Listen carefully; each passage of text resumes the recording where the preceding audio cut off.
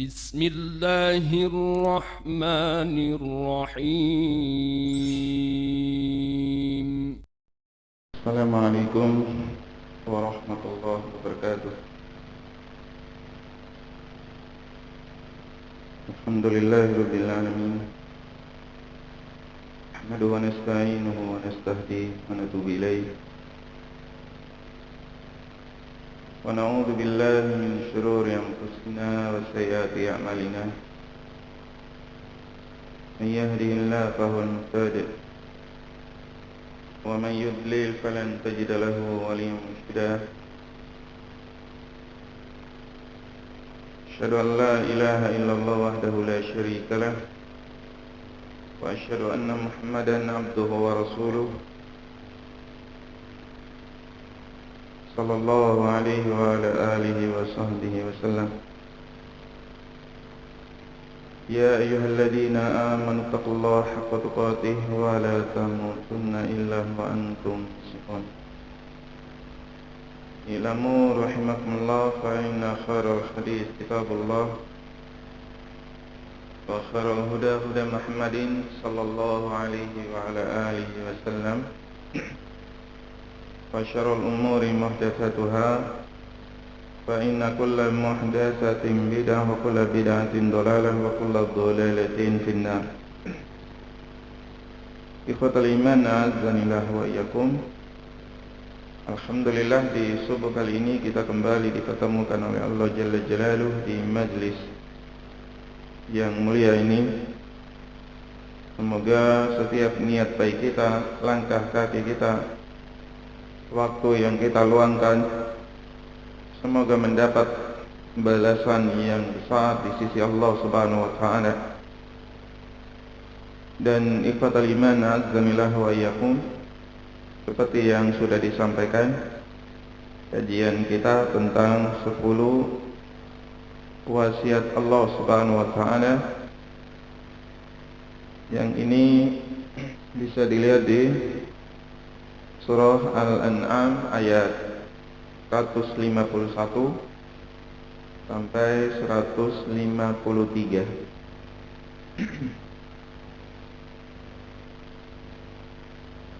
Allah Subhanahu wa ta'ala berfirman, "Qul ta'alu atlu ma harrama rabbukum 'alaikum alla tusyriku bihi syai'a wa bil walidaini ihsana wa la taqtulu awladakum min imlaq nahnu narzuqukum wa iyyahum ولا تقربوا الفواحش ما ظهر منها وما بطن ولا تقتلوا النفس التي حرم الله إلا بالحق ذلكم وصاكم به لعلكم تعقلون.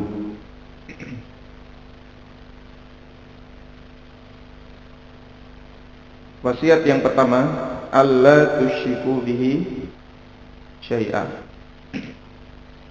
Janganlah kamu mempersekutukannya dengan syai'ah. Di sini menggunakan nakirah. Jadi syai'ah menunjukkan sebagaimana yang dikatakan para ulama tentang kaidah. Di dalam kaidah an-nakiratu fi siyaqin nahyi awin nafyi tufidul umum. Isim nakirah apabila terdapat pada kalimat dengan redaksi larangan atau penafian, maka itu bermakna umum. Sehingga larangan syirik ini bermakna umum. Maka tidak boleh kita kemudian berbuat syirik kepada Allah Subhanahu wa taala dengan siapapun dan apapun. Ya, jadi dengan siapapun dan apapun. Ini adalah wasiat yang pertama. Sehingga tidak boleh kemudian kita berbuat syirik kepada Allah Subhanahu wa taala dengan malaikat. Nabiullah Ibrahim alaihissalam ketika mau dilempar ke api, malaikat datang menawarkan diri. Ya, malaikat datang menawarkan diri. Ya. Tetapi yang diucapkan oleh Nabiullah Ibrahim alaihissalam, hasbunallah wa ni'mal wakil. Cukuplah Allah sebagai penolong kami, dan dialah sebaik-baik penolong. Jadi hasbunallah wa ni'mal wakil. Jadi terserah Allah Subhanahu wa taala bagaimana caranya kami diselamatkan. Ya. Sehingga ini merupakan bentuk dari lurus dan kesempurnaan tauhid. Hati itu hanya mengharap pertolongan Allah Subhanahu wa taala, tidak meminta tolong kepada selain Allah Subhanahu wa taala. Begitu pula dalam hal ini para nabi punya keterbatasan. Ketika hidup saja para nabi itu punya keterbatasan. Ketika semua meminta sesuatu secara bersamaan,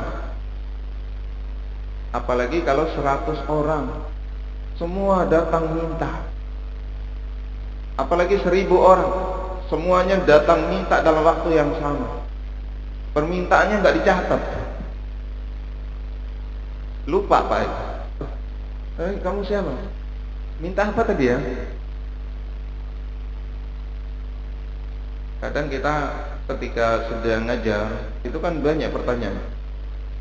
Pertanyaan itu kalau nggak langsung dijawab, kita lupa tuh. Loh, yang sebelah kiri tadi nanya apa ya? Yang kanan tadi nanya apa? Adapun Allah Subhanahu wa taala, setiap saat semua hamba minta kepada Allah. Setiap saat manusia kemudian mengharapkan bantuan dari Allah Subhanahu wa taala. Setiap doa-doa yang dilantunkan oleh seorang hamba tidak ada yang luput dari pengetahuan Allah Subhanahu wa taala. Adapun manusia terbatas. Oleh karena itu, ikhwatal iman azanillah wa iyyakum, jika para nabi tidak memiliki sifat-sifat rububiyah yang menjadikan kita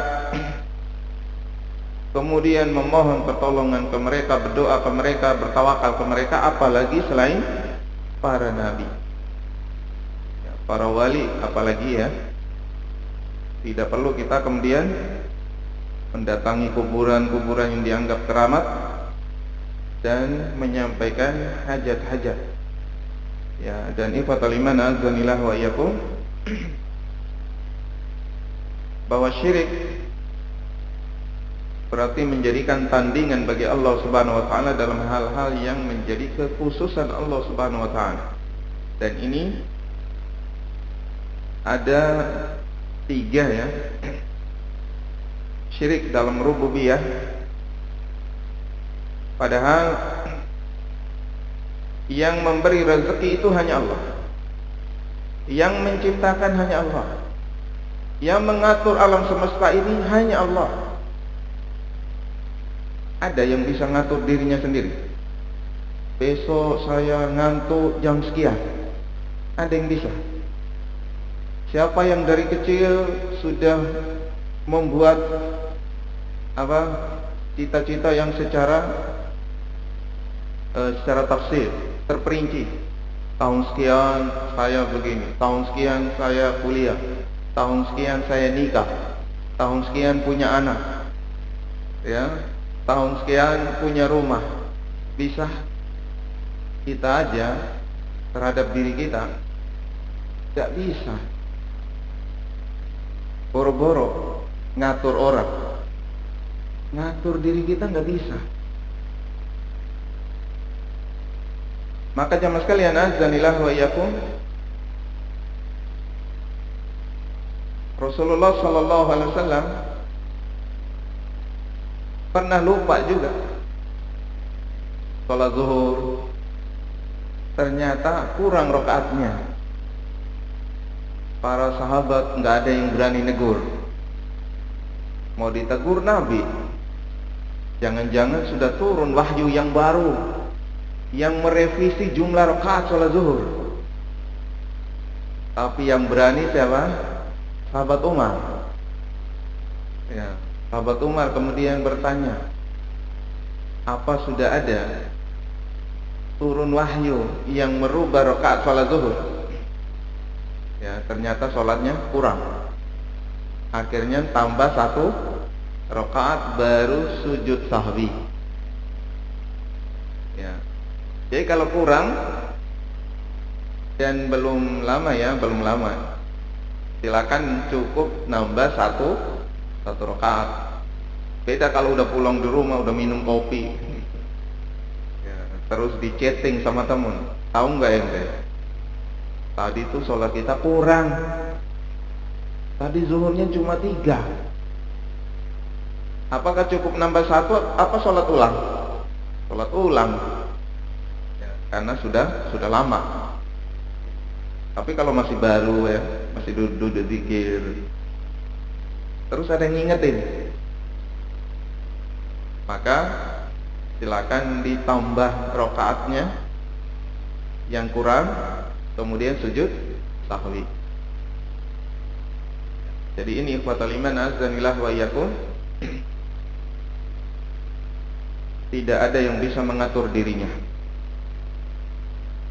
Bahkan yang sudah di planning saja bisa batal. Nanti saya nikah tahun sekian-sekian sama si pujaan hati, itu bisa batal, Pak. Ya.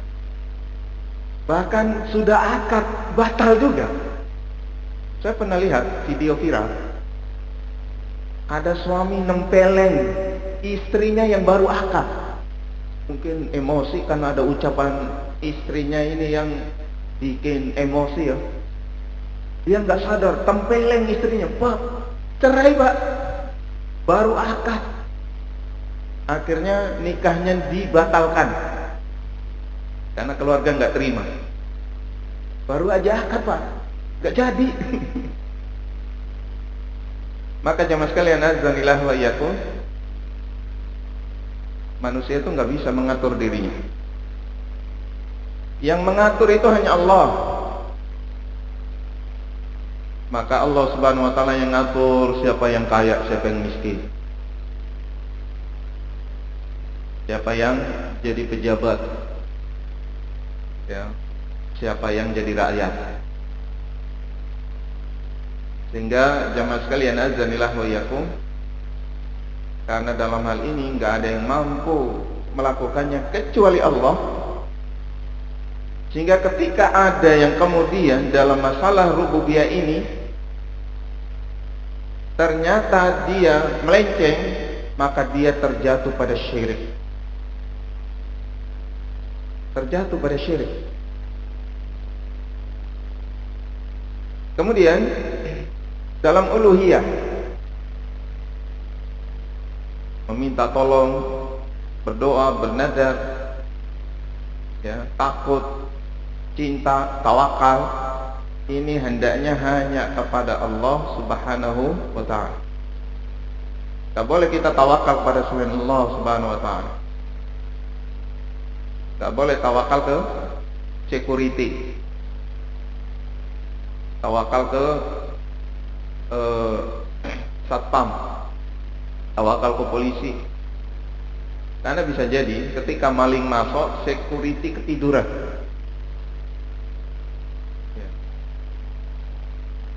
Tidak boleh kita tawakal pada selain Allah subhanahu wa ta'ala. Tawakal ke pekerjaan, tawakal ke bos, tidak boleh. Karena tempat kerja itu bisa tutup. bos andalan kita bisa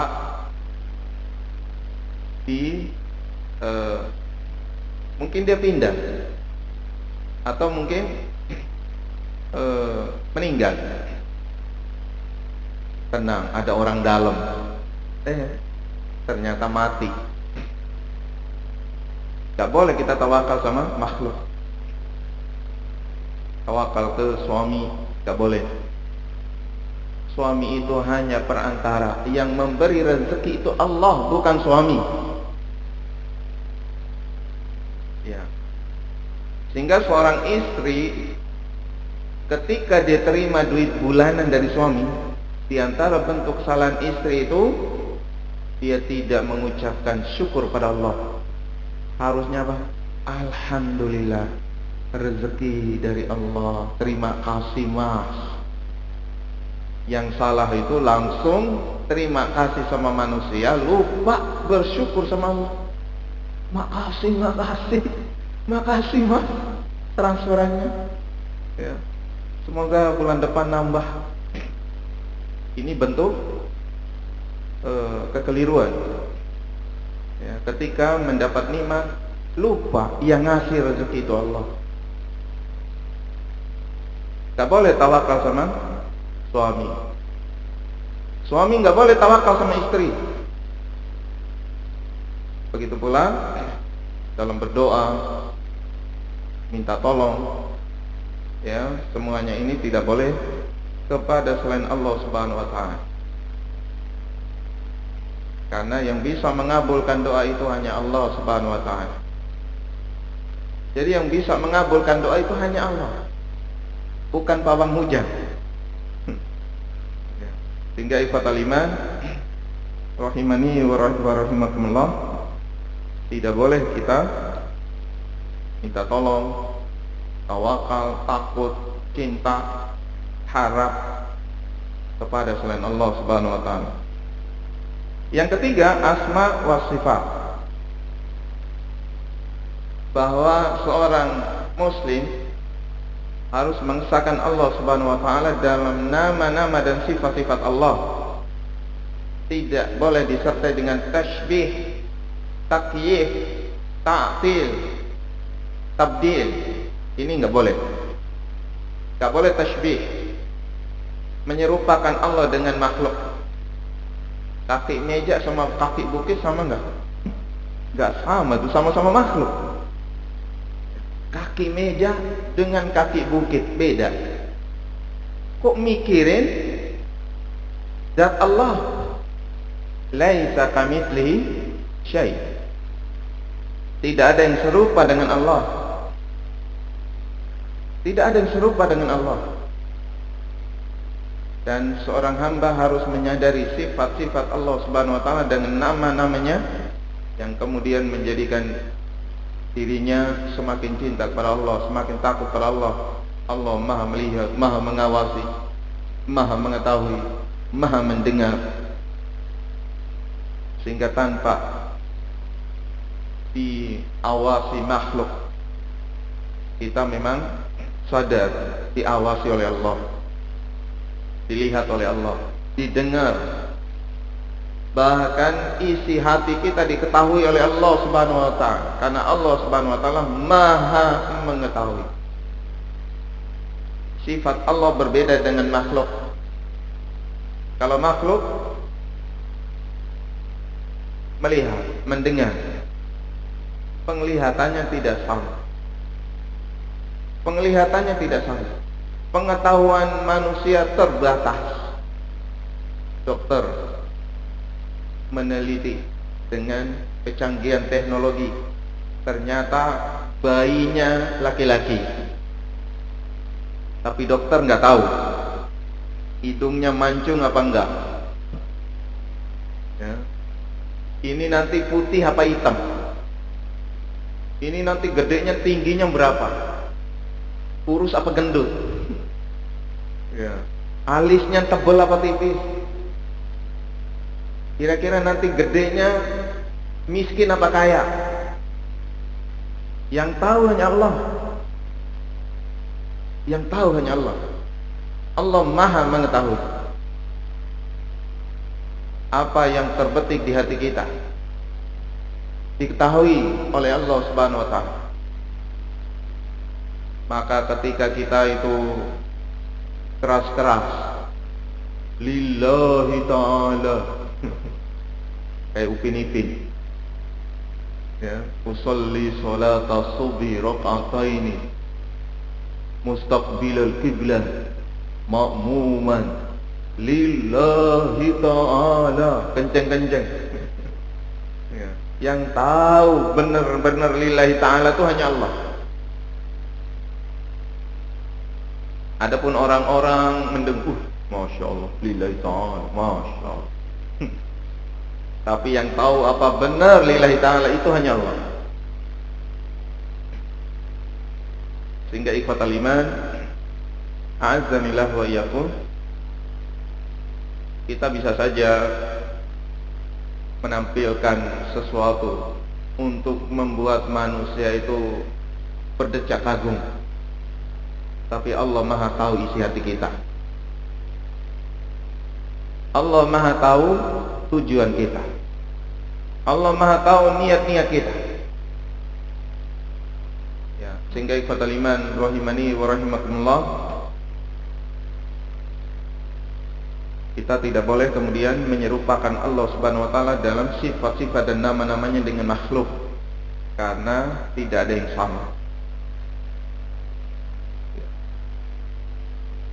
Dan karena begitu bahayanya syirik, maka wasiat Allah Subhanahu wa taala di 10 wasiat ini didahulukan dengan syirik, larangan syirik. Di mana syirik ini dosa yang ketika seorang itu mati dalam kondisi tidak bertaubat, masih membawa dosa syirik, tidak akan diampuni oleh Allah Subhanahu wa taala. Innallaha la yaghfiru an yushraka bihi wa yaghfiru ma duna dzalika liman yasha. Sesungguhnya Allah tidak akan mengampuni dosa karena mempersekutukannya, yaitu syirik, dan Dia mengampuni dosa-dosa selain syirik bagi siapa yang Dia kehendaki. Ada orang yang menghadap Allah Subhanahu wa taala dengan catatan dosa sejauh mata memandang, satu lembarnya, sementara dosanya 99 catatan. Satu catatan, satu lembar itu sejauh mata memandang. Tetapi ternyata catatan-catatan dosanya itu kalah berat ketika ditimbang dengan tauhid. Oleh karena itu jamaah sekalian, azanillah wa iyyakum, dia selamat. Dia selamat. Sehingga hati-hati dengan syirik. Syirik ini menjadikan seorang yang dipanggil Pak Haji gak ada guna panggilannya. Panggilan hajinya gak ada gunanya. Panggilannya Pak Haji, tapi kerjaannya apa? Sesaji ke dewa laut. Pernah lihat ya? Pak Haji mimpin acara larung saji. Sebelum kita memberikan sesaji ini ke dewa laut, mari kita sama-sama mendengarkan doa yang akan dibacakan oleh Pak Imam. Pak Haji baca Al-Fatihah sebelum apa? Memberi sesaji. Subhanallah, gak ada gunanya Pak gelar hajinya. Semua amal soleh terhapus. Sehingga ikhwatal iman azanillah wa iyyakum, dosa syirik ini kezaliman yang paling besar.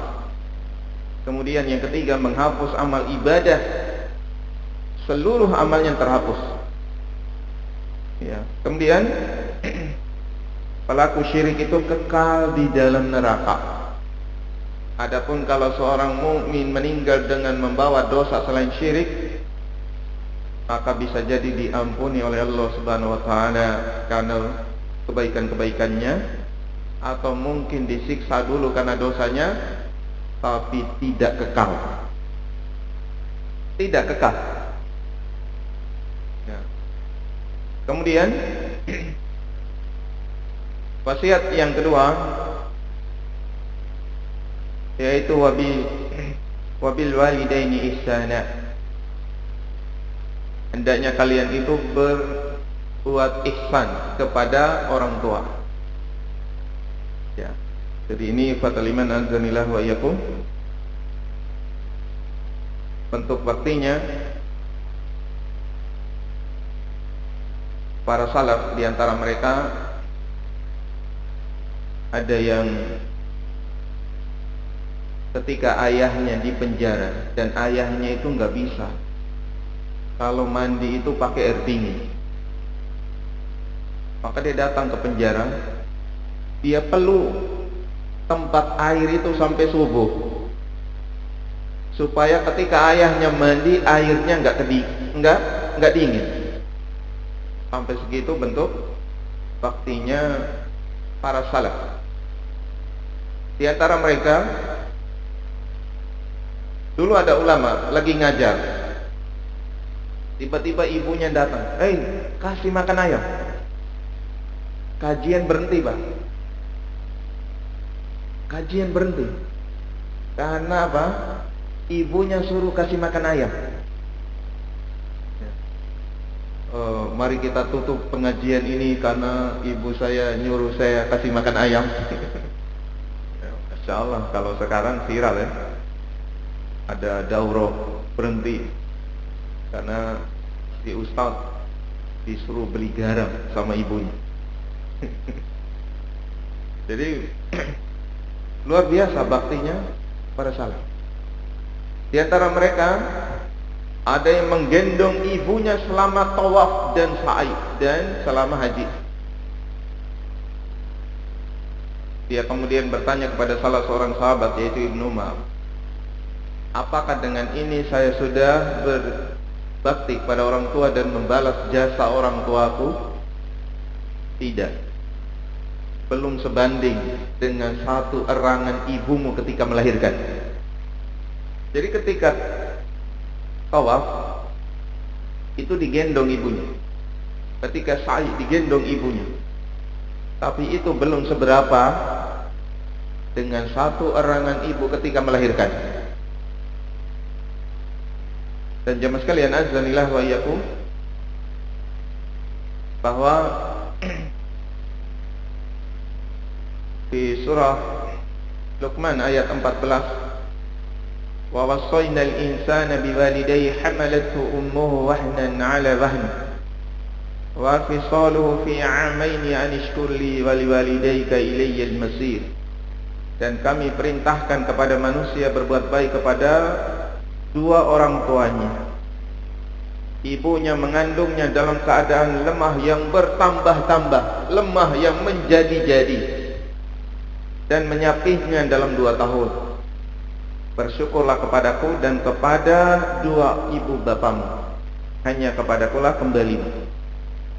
Jadi kita mengingat jasa ibu yang mengandung kita 9 bulan, yang kemudian itu sangat tersiksa.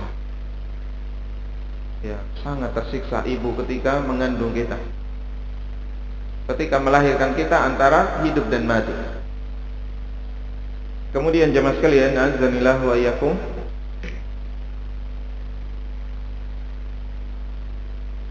di antara bentuk amalan yang menjadi sebab Allah Subhanahu wa taala mengampuni dosa-dosa seorang hamba itu berbakti sama orang tua. Berbakti sama orang tua. Dan di antara bentuk rahmat Allah Subhanahu wa taala kepada seorang hamba yang berbakti, Allah akan selamatkan dari kesulitan-kesulitan dalam hidupnya. Allah selamatkan dalam kesulitan dalam hidupnya. Lihatlah bagaimana ketika 3 orang yang masuk dalam gua, tiba-tiba batu menggelinding menutup pintu gua. Tapi karena baktinya ke orang tuanya, dia berdoa kepada Allah Subhanahu wa taala supaya batunya bergeser. Karena dia berbakti sama orang tuanya, batunya bergeser. Batu bergeser. Maka kalau hidup ini penuh dengan cobaan, sepertinya penderitaannya tiada henti. Barangkali kurang berbakti. Barangkali kurang berbakti. Sehingga ujian hidupnya itu gak ada berhentinya. Oleh karena itu, ikhwatal iman azanillah wa iyyakum, saya pernah menyaksikan sendiri, ada yang ngirim duit ke orang tuanya terus diminta lagi. Diminta lagi duitnya. Ditransfer ke bapaknya terus diminta lagi. Bapaknya sampai marah. Setelah itu apa? Dia bisnis dan bangkrut sampai beli beras nggak bisa. Orang mana itu? Orang Bontang, Pak. Orang Bontang yang dulu gajinya puluhan juta, sekarang beli beras aja nggak bisa. Sampai kadang saya dicatat, Ustaz, tolong beliin beras, saya 2 hari belum makan.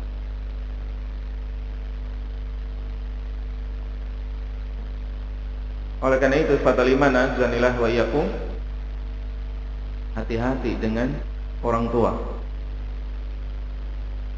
Bahkan ketika mereka salah sekalipun tidak boleh kita kasar dalam meluruskan, dengan hikmah. Sehingga ikhwatal iman azanillah wa iyyakum, durhaka itu sebab disegerakan azab oleh Allah Subhanahu wa taala. Kemudian wasiat yang ketiga, larangan membunuh anak-anak. Wala taqtulu auladakum min imlaq, nahnu narzuqukum wa iyyahum. Jangan membunuh anak-anak karena sebab miskin atau takut miskin. Kami yang memberi rezeki kepadamu dan kepada mereka. Jadi ikhwatal iman azanillah wa iyyakum, ketika seorang itu takut dengan kemiskinan, bisa nggak dia bunuh anak? Kejadian Pak di Bandung. Kejadian di Bandung. Ada ibu bunuh anaknya karena takut masa depan. Takut masa depan. Nanti anakku makan apa? Nanti mereka kerja di mana? Penerimaan PNS sudah susah. Ya. Antriannya panjang banget. Ya. Gas Bontang udah tipis. Batu bara udah tipis. Nanti anakku makan apa? Udah bunuh aja. Sembelih aja daripada nanti udah kasih racun aja daripada nanti susah nyari hidup. Maka jamaah sekalian azanillah wa iyyakum,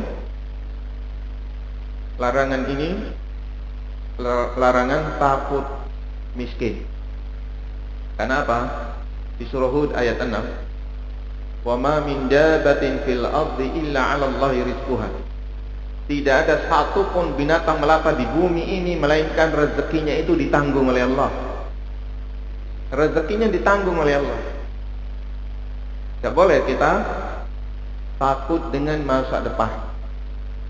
Rezeki itu di tangan Allah. Kemudian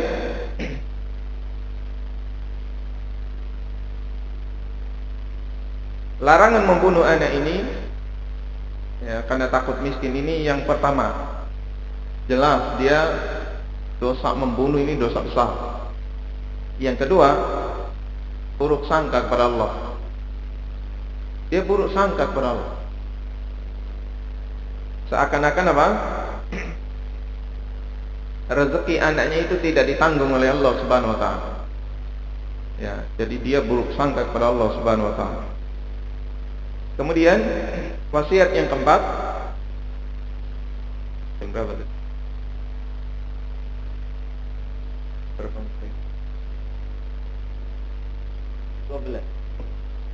Baru wasiat keempat. Wasiat yang keempat, larangan mendekati perbuatan keji. Wala taqrabul fawahish. Fawahish, perbuatan-perbuatan keji. Zina, LGBT. Saya kemarin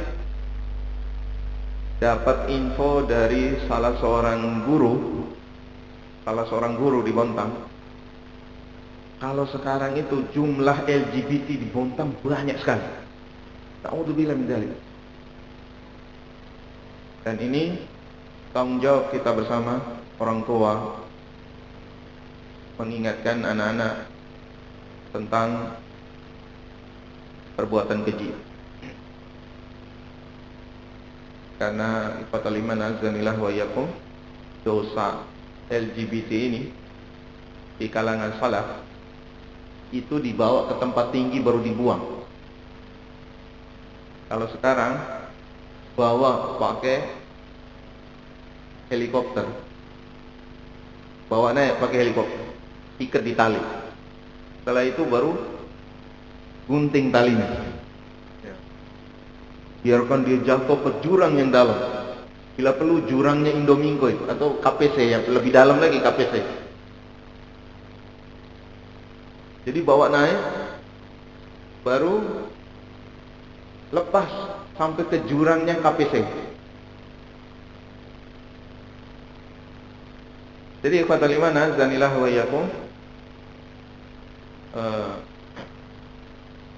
udah sangat banyak di Bontang ini katanya. Kata seorang guru di Bontang, beliau guru jadi ngerti. Hingga kadang mereka laki sama laki janjian ketemu di tempat-tempat wisata mangrove. Yang mereka lakukan bukan minum kopi, tapi yang mereka lakukan perbuatan nista. Na'udzubillah min dzalik. Hingga kita bukan hanya menjaga dengan lawan jenisnya, tapi sesama jenisnya juga. Jadi ikhwatal iman azanillah wa iyyakum, ini sudah sangat mengkhawatirkan pergaulan anak-anak di zaman sekarang. Apalagi perbuatan nista ini menjadi sebab Allah Subhanahu wa taala kemudian meluluh lantakan kaum Lut. Sehingga nggak boleh kemudian ada yang menghalalkan hal ini dengan dalih yang haram itu kalau maksa, tapi suka sama suka itu ham, itu kebebasan. Na'udzubillah min dzalik. Semoga Allah memberi hidayah ke pemerintah kita, ya, sehingga benar-benar tegas dalam masalah ini, terutama anggota BPIP. Karena di antara mereka tuh ada yang membolehkan hal ini. Anggota BPIP itu di antara mereka ada yang membolehkan hal ini. Mereka mengatakan yang haram itu pemerkosaan. Tapi kalau suka sama suka, halal. Na'udzubillah min dzalik. Jadi dalil tentang larangan zina itu sudah final. Ya. Kemudian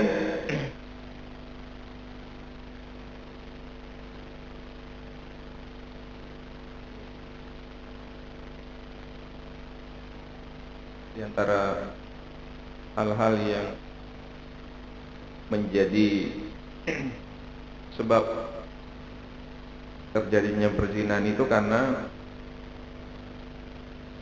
aurat yang diumbar. Sehingga bapak-bapak perlu melihat hal ini. Kalau mau beli jilbab untuk istrinya dan ini di hari kiamat akan dimintai pertanggungjawaban. Duitnya untuk apa? Duitnya untuk apa? Untuk beliin rok pendek sama legging. Kan lagi zaman sekarang ya. Ibu-ibu senam pakai rok pendek sama legging. Jilbabnya segini. Semua bentuknya keluar semua. Na'udzubillah min dzalik. Ya. Jadi bapak-bapak kalau beliin jilbab buat istri, ingat menutupi seluruh badan selain wajah dan telapak tangan. Tidak ketat, tidak membentuk tubuh, kain yang tebal, tidak tembus pandang, tidak menyerupai pakaian laki-laki, tidak mencolok, ya, apalagi tipis transparan. Ya. Kemudian tidak diberi parfum atau wewangian. Yang ini ketika seorang wanita nggak dijaga dalam masalah ini, mereka biasanya menjadi sebab terjadinya perbuatan-perbuatan keji, zina. Ini karena wanitanya tidak menjaga aurat. Ya, ini salah satunya. Ini bisa dilihat menanamkan iman dan takwa, kemudian menikah, kemudian wanita hendaknya memakai hijab yang syar'i, kemudian melarang khamar karena biasanya kalau udah mabuk, ya. Dulu ashabul ukhdud, salah satu ashabul ukhdud, ya, tentang orang-orang yang dibakar hidup-hidup di dalam parit, salah satunya apa? Ada raja mabuk, akhirnya menggauli saudari kandungnya. Terus saudari kandungnya bilang sama raja, ini aja deh, kita umumkan ke rakyat, boleh menikah sama mahram, boleh nikah sama mahram. Ya, akhirnya ditentang oleh para pendeta yang lurus, pendeta garis lurus. Akhirnya pendeta-pendeta ini beserta pengikutnya yang beriman pada Allah dibakar hidup-hidup di dalam parit. Itulah salah satu kisah ashabul ukhdud. Awalnya gara-gara apa? Gara-gara mabok. Maka hati-hati dengan narkoba. Semoga Allah Subhanahu wa taala memberi hidayah ke para pemimpin kita, para aparat, supaya tegas. Yang gawat kalau mereka justru jadi backing. Ya. Kemudian menutup tempat-tempat perzinahan. Jangan sampai malah memberi izin, tanda tangan, ya, memberi izin. Naudzubillah. Kemudian wasiat yang kelima, jangan membunuh nyawa yang diharamkan oleh Allah. Tapi ini waktunya udah habis ya. Barangkali ada pertanyaan, silakan.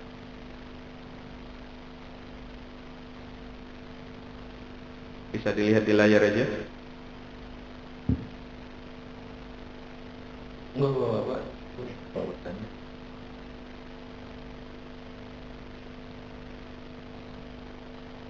Terima kasih. Assalamualaikum warahmatullahi wabarakatuh. Waalaikumsalam warahmatullahi wabarakatuh. Sirik tadi misalnya, wah ini daun kelor, daun salam bisa menyembuhkan. Kadang-kadang terlontar ucapan seperti itu, padahal yang sebenarnya menyembuhkan ada dua. Apakah bisa menyembuhkan langsung mengucapkan begitu itu termasuk sirik? Ada misalnya ini obat herbal, daun salam atau daun kelor ini bisa menyembuhkan gitu. Ucapan yang seperti itu tuh apakah termasuk syirik? Padahal kan yang sebenarnya kan Allah yang menyembuhkan. Baik, barakallahu fikum. Bahwa ketika seorang berikhtiar, ikhtiar untuk kaya, ikhtiar untuk sembuh, ikhtiar untuk selamat. Yang pertama, ikhtiar syar'i. Yang kedua, yaitu yang kauni, menempuh sebab-sebab sehat, sebab selamat, sebab kaya secara syar'i. Syar'i. Di antara sebab syar'i yaitu supaya umur panjang, apa? Silaturahim. Rezekinya diluaskan oleh Allah dan umurnya dipanjangkan, maka rajin silaturahim. Apalagi sedekah supaya rezekinya dilapangkan oleh Allah. Mana qasad shadaqatum mimma. Sedekah menjadikan seorang itu kekayaannya akan diluaskan oleh Allah. Apalagi haji dan umrah. Hendaklah kalian itu haji dan umrah. Karena haji dan umrah itu fa innahuma yanfiyanil faqra, menghilangkan kefakiran. Jadi haji dan umrah itu menghilangkan kefakiran. Sehingga ikhwatal iman azanillah wa iyyakum, kita tempuh sebab-sebab syar'i, yaitu sebab-sebab yang dijelaskan di dalil-dalil, baik di Al-Quran maupun di Sunnah. Sekarang kita tanya, adakah manfaat daun kelor di dalam dalil-dalil? Yang ada daun bidara. Daun bidara itu kalau ada yang kena sihir, ya, kalau ada yang kena sihir, ditumbuk daun bidaranya itu sambil baca Al-Fatihah 7 kali, ya, sambil ngulek campur air dan zikir-zikir yang lainnya, ayat-ayat seperti ayat kursi, terus ayat akhir dari surah Al-Baqarah, atau zikir-zikir yang lainnya. Setelah itu dicampur ke air mandinya, ya, dicampur ke air mandi, dipakai untuk mandi. Maka insya Allah dengan izin Allah Subhanahu Wa Taala akan sembuh. Itu dalil syar'i. Air Zam-Zam. Dulu Imam Ibnu Hajar itu kalau menghafal tuh susah. Ibnu Hajar rahimahullah ta'ala kemudian minum air Zam-Zam sambil berdoa, ya Allah kuatkan hafalan saya seperti Imam Zahabi. Allah kabulkan doanya, ya. Setelah dikabulkan doanya menyesal, coba dulu saya berdoa, ya Allah kuatkan hafalan saya seperti Imam Bukhari. Jadi bisa, anak susah menghafal, coba minum air Zam-Zam sambil doa, ya. Suruh anaknya berdoa, ya Allah kuatkan hafalan saya seperti Syekh Sudais. Bismillah, supaya hafalannya kuat kayak Syekh Sudais. Jadi itu sebab syar'i, ada dalilnya. Adapun kalau daun kelor, karena dalil syar'inya nggak ada, maka yang kedua sebab kauni. Apakah ada dokter yang melakukan penelitian, setelah itu mendapatkan